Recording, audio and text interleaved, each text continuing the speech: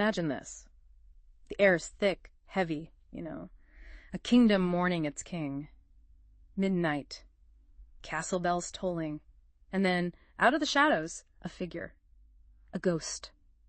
And it carries this terrible, world-shattering secret. It really pulls you in immediately, doesn't it? Yeah. And what unfolds isn't just some old revenge story. It's this profound look at us, at human nature, betrayal, ambition, that search for meaning. It all feels so relevant, even centuries later. Absolutely. It's timeless because it taps into those core experiences, grief, injustice, the struggle to actually do something when faced with wrong. It feels very current in that sense. Exactly. And that's what we're doing today. We're taking a deep dive into Hamlet. Not just the drama, which is thrilling, but using it like a lens, to see the consequences of choices, the sheer weight of knowing the truth, what happens when emotions like revenge aren't checked. And yeah, the real cost. We want to pull out those nuggets of wisdom that still speak to us now. And the whole thing starts with this deep, unsettling feeling that something is fundamentally wrong. Right from the get-go. We're in Denmark. Yeah. Young Prince Hamlet. He's called back from his studies. He comes home, and things feel off. His father, the king, just died. Officially. A snake bite. While napping in the garden. A tragic accident, they say. But what happens next is just chillingly fast. Way too fast. Before Hamlet can even really process the grief, his uncle, Claudius, grabs the throne, bypassing Hamlet, the actual heir, and then the really shocking part. He marries Hamlet's mother, Queen Gertrude. It's indecent. The speed, the lack of respect. It screams that something is deeply, deeply wrong here, even before any ghosts show up. Yeah, that initial wrongness just hangs in the air. Yeah. And then it ramps up. The guards at Elsinore Castle, they've been seeing something. Something terrifying. The ghost of the dead king. They're genuinely scared, talking about this restless spirit walking the castle walls at midnight. It immediately tells you the world is out of balance. And they're so spooked they tell Hamlet, right, knowing how close he was to his father. Exactly. So Hamlet, needing answers, desperate maybe, joins them. Midnight. Bells tolling again. And there he is. His father's ghost, looking like he did in life, but different, sorrowful. And this is where everything changes for Hamlet. He follows the ghost, it speaks, and the official story just evaporates. What does it say? It's devastating. Son, I wasn't bitten by a snake. Your uncle Claudius murdered me. No. Poured poison, this fast-acting venom, right into my ear while I slept. But it's worse than just the murder. How could it be worse? The ghost says he died unhoused, unanointed, unannealed. Basically, no confession, no last rites, his sins weren't forgiven. He's trapped, suffering. Oh, that's horrifying. Not just murdered, but damned too. And then comes the command. Heavy. Loaded. If you're my son, avenge me. Wow, just imagine hearing that. Your father, murdered by your uncle, your mother, married to the killer, and now your father's spirit demands vengeance. What do you even do? That's the huge question, isn't it? How do you act on that? Your only proof is a ghost. Accuse the king. You'd look crazy, or worse, treasonous. It's an impossible situation. He's trapped between duty to his father and the sheer danger of the court. He needs more. He needs proof. Undeniable proof. So what does he do? This brilliant, tormented prince, he comes up with this wild strategy. He decides to put an antic disposition on, to pretend to be mad. Feign madness. That's his plan. Yeah, but it's calculated. Yeah. It's not just random craziness. It's a performance. It buys him time, lets him watch everyone without them suspecting his true purpose, maybe shake things up so the truth comes out. It's like camouflage. But it must cause chaos. Oh, total chaos. The court is whispering, the prince has lost it. Everything gets turned upside down. And tragically, Ophelia gets caught right in the middle of it. His love interest. Yeah. And her father, Polonius, the king's advisor, he's a bit of a schemer, always trying to figure things out, please the king. And he thinks Hamlet's madness is about Ophelia. Exactly. He thinks Hamlet's lovesick because Ophelia rejected him. A completely wrong, tragically simple explanation for Hamlet's state. So Polonius even uses his own daughter. He does. Tries to get her to talk to Hamlet, to test his theory. And Ophelia, she's just confused and terrified. She tells her father how Hamlet burst into her room looking pale, grabbing her, just unhinged. It's a convincing act from Hamlet, but the cost, the pain it causes Ophelia. It really highlights the collateral damage, doesn't it? Right. His strategy has victims. So Hamlet needs proof. Real proof, not just whispers and strange behavior. Right. He needs something solid to confirm the ghost story and justify whatever he has to do next. And then he gets this idea A stroke of genius, really. What's the idea? A troupe of actors arrives at the castle, traveling players. Okay. And Hamlet sees his chance. He decides to use them. He rewrites parts of a play they know, called The Murder of Gonzago. Rewrites it how? He inserts a scene that perfectly mirrors how the ghost said he was murdered. A king poisoned in a garden, the killer seducing the queen afterwards. It's incredibly specific. Wow. He tells the actors. Play it exactly as I wrote it. Don't change a word. It's a trap. A psychological mousetrap, you could say. Designed, as he puts it, to catch the conscience of the king. Using art to reveal truth. That's clever. Incredibly clever. So, the night of the play arrives. Hamlet gets his friend Horatio, who's like the one loyal, sensible guy in this whole mess, to watch Claudius closely. What happens when they get to that scene? As the actors play out the poisoning, Claudius starts shifting. Uncomfortable. You can see it on his face. He's watching his own crime performed right in front of him.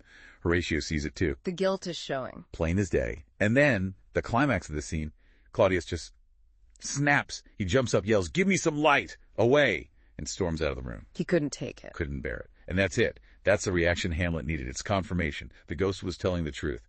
Claudius is guilty. So now Hamlet knows for sure. What happens next? Does he act immediately? Well, this leads to another hugely famous, deeply complex moment.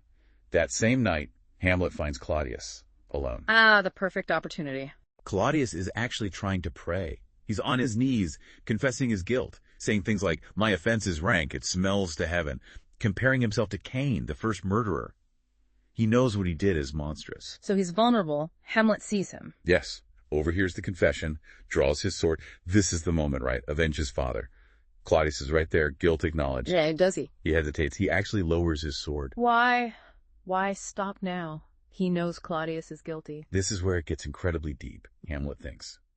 My father died without confession. His soul is suffering. If I kill Claudius while he's praying, purging his soul, I might accidentally send him to heaven. Oh, so revenge wouldn't be complete. It wouldn't be true justice in Hamlet's eyes. Exactly. He wants Claudius damned that he believes his father is. He decides he has to wait for a moment when Claudius is sinning, when his soul is black. Is it indecision?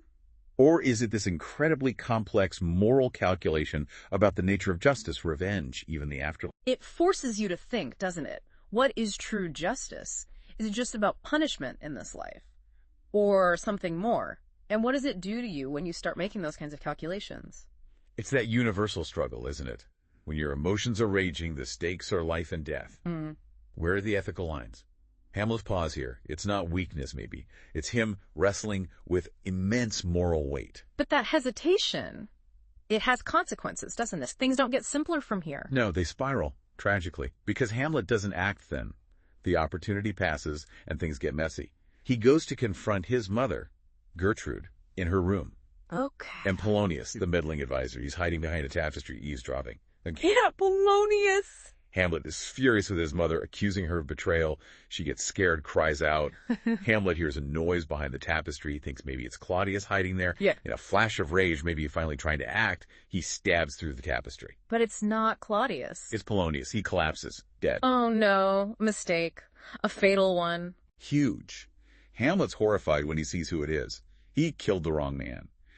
This impulsive act just changes everything. The ghost even appears again, briefly, visible only to Hamlet, basically telling him, stay focused on Claudius, leave your mother to heaven.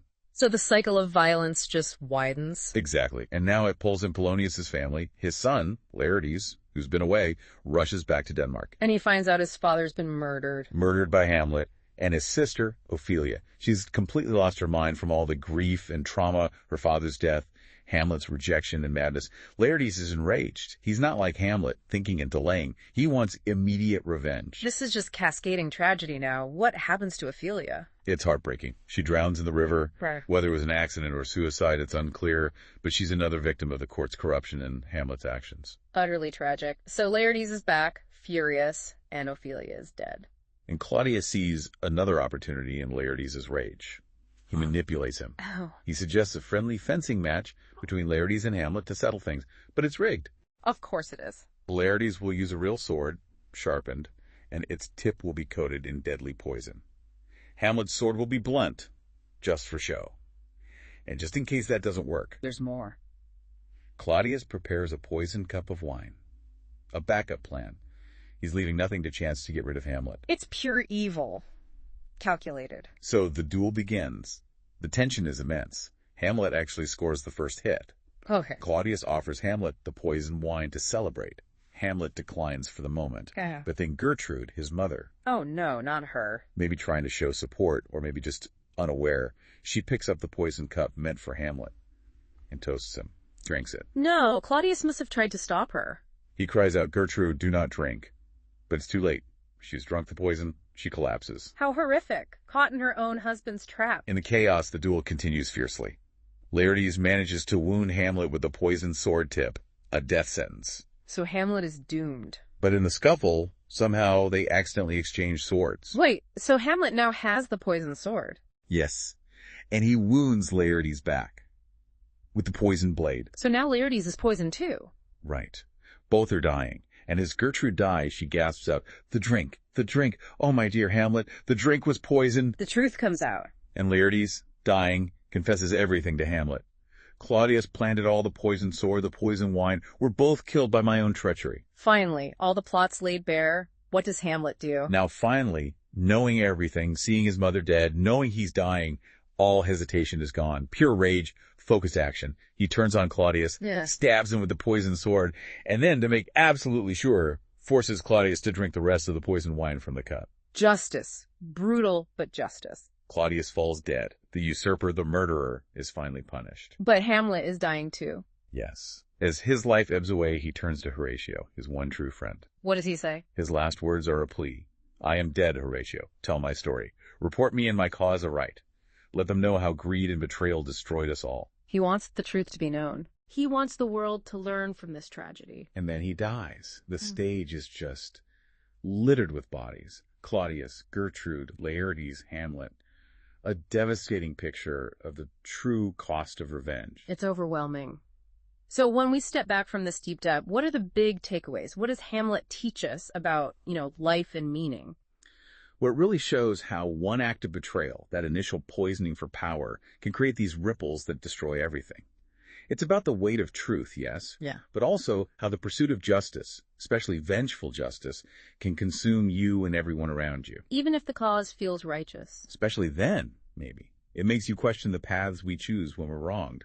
Do we become the thing we fight against? What compromises do we make? The consequences just spread outwards. So it's not just an old play, it's like a mirror, reflecting our own choices, our own potential for darkness, but maybe also our search for meaning despite the darkness. Exactly.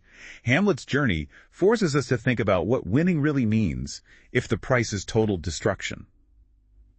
How do you find purpose when faced with such overwhelming tragedy and betrayal? It's profound stuff. It makes you grapple with those big questions. Definitely. So here's something to leave you thinking about. When you face betrayal or you feel that burning desire for justice, how do you walk that line, that incredibly fine line between righting a wrong and getting consumed by the fight itself? What does Hamlet's end, his sacrifice, tell us about finding meaning even when everything seems lost?